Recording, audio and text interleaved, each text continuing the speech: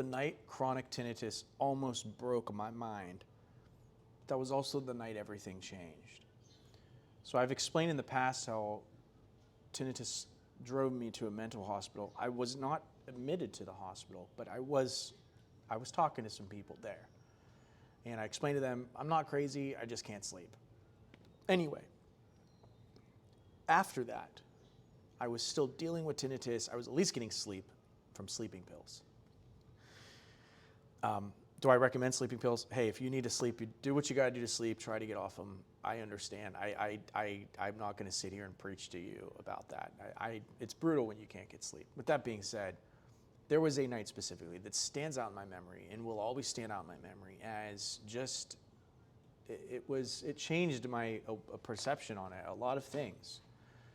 But this night specifically, tinnitus was really driving me crazy, really nuts. And I was trying to get to sleep, and I basically laid on the couch, and I put like all the fans I had in the house like on me, because I was just had so much anxiety. I was sweating and stuff, and I was just like, I just heard the sound, and my mind was like, we're never gonna be happy again. We're never gonna be better. Everything's doomed. Like, all of it, man. And I was just like, I need to drown the sound out because I need to get to sleep tonight. So I basically put all the fans on. And at this point, I'd been weaned off of the medicine, so I didn't want to take the medicine. I wanted to try and see if I could sleep without sleeping pills. So anyway, I was laying there, and the fan, I could just hear it blaring through like 3 or 4 fans, man. Like I had one fan here, and I was laying on the couch. And so I don't know why I'm laughing, because it was really bad at the time. But anyway, so I had all these fans around me, and they were turned on full blast, and I could still hear it. And I remember it just sent me into a spiral. It was like, I was just like, dude, I'm screwed. I hear it all day. I hear it all night. I can't stop hearing it. And I remember, like, I was just like, I felt like I was on the brink of literally losing my mind. I'm dead serious. And here's what happened. Okay, this was the turning point. I remember listening to an interview of like a monk, and he basically was like, he talked about like how the suffering is in the mind, and all of that. And he there was the comment section on that was like, people would mention about like progressive muscle relaxation and techniques of like grounding yourself back in your body. And there was it was like almost like this mythical peace that you could achieve by meditating and getting yourself, like, learning to sit and not react to what's happening to you. And I'm going to be completely honest with you, up until now, I thought all of that was BS. I was never a fan of the mystical stuff. I was spiritual, like I was a Christian, but I never really felt peace, if I'm being completely real with you. So that night, I was like, I've had it up. I'm literally about to go insane. That's what I thought. So I pulled up a guided meditation. It was a progressive muscle relaxation, and I just laid there and I just did the meditation. It starts where you fist up and then you let go. All right, and so you do it again, then you breathe out, release the tension. And then you do your face, and you go through your whole body, and the whole thing. It was not that long, but anyway, I did that. And by the end of it, well, I should say this: like, even if you if you do that and you go like this, hold your fist, and then you release it, there's a small little bit of like rest right there. And as I was doing it, I could feel that rest. And the guided practice was like, feel that space in between the fisting and the holding onto your fists and letting them go. Feel that space between the tense and the release. And I could feel that, and I could be like, like I noticed that. Like I noticed that little bit of space, right? That little bit of peace. And for me, having no peace and having nothing, that felt like just like a split second of heaven, right? That was like, maybe there's something to this, And anyway, I did the whole practice, and by the end of it, I just passed out. And then I remember waking up in the morning. I slept 7 hours that night, so I felt pretty good. And I woke up in the morning, fan still running. And something in me was different. Like I got out of bed and I felt okay. Like I felt all right. And I went and made my coffee and I got my day going and I, got into the gym and I did my routine. And then that was the night, because I couldn't stop thinking about it. I was like, I was convinced I was doomed, right? I was convinced I was going insane. I was convinced that everything was hopeless. I did that practice, I got some sleep, and I woke up and I felt okay. And I was just like, this is it. Like, if there is a way to get, to heal from this, to get to a place where like, I'm no longer bothered and suffering from the sound, then this has to be the way.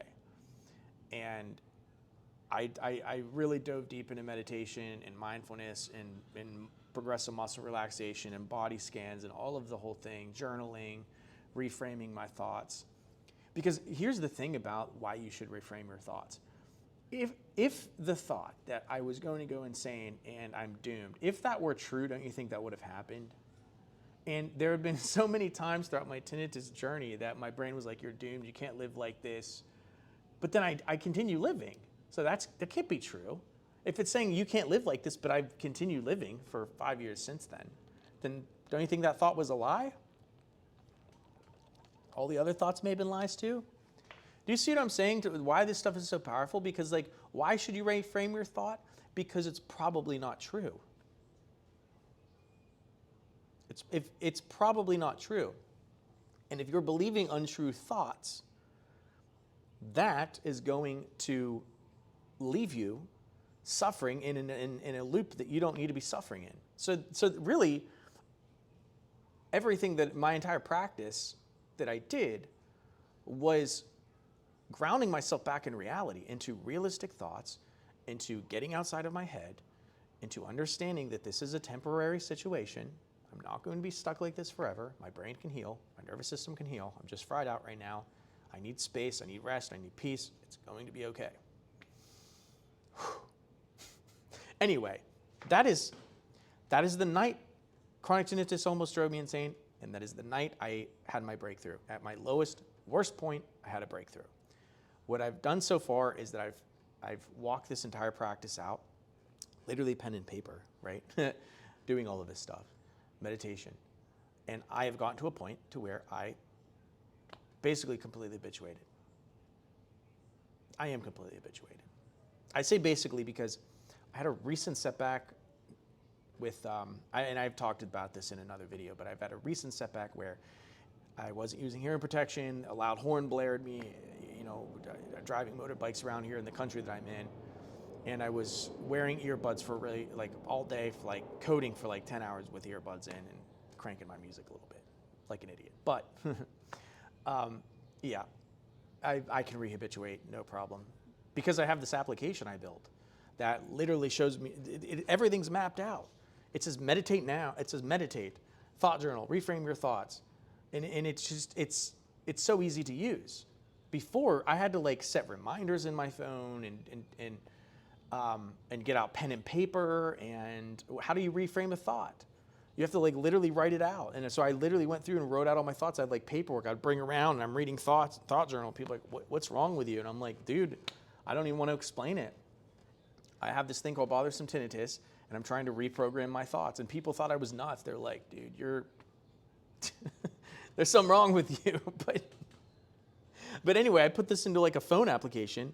It's not an Android and it's not an iOS app. It's basically it's a web application, but you can use it on a web browser. You can log in and you can like reframe your thoughts. You can journal. You can meditate. You can do everything on a phone app, so people just think you're on your phone, and you don't have to have a like an actual notebook with you. So you can just blend it into society. You don't have to explain it to people because people aren't going to get it. Anyway, if you want to check that out, 7-day free trial. You can cancel with 2 clicks of a button if you like it. And I recommend using it. You have to use it long term, so 12 to 18 months, because habituation takes time. So use it 12 to 18 months. If you like it, it's only $29 a month, and it's all you need to habituate. It's all you need to habituate, okay? So you can just know what to do. I recommend watching the how-to video. Watch the tutorial in the dashboard. I'm going to set up a Discord server where it's basically tech stuff for this thing. So if you have if you, something with the app is wrong, or something with your payment plan is wrong, you can go on the tech. You can ask me about it, and that's inside. So if you want to get into that dashboard and speak to me directly, you can do that in the setting, in the dashboard, in the free trial, and it shows you how to run it. There's a how-to video. But that is the best thing I can think of, is to hold people accountable and help them on the habituation journey, because I've had tremendous success results and a ton of people have. I just think the problem is that people don't know where to start with habituation. They're not held accountable. They don't know if it's going to work. But this does all that for you. It just tells you what to do. Plus, there's a habituation tracker. That's right. You can track and see yourself habituating in real time. Again, the 7-day free trial is to see if you like the interface, but to get real results, you're going to have to do it 6, 12, 18 months. Habituation takes a long time. But anyway, go check that out, and make sure to comment, smash the subscribe and like button. It really helps the algorithm, and it helps get this information to people who are suffering, which is the most important thing. I'll talk to you later. Peace.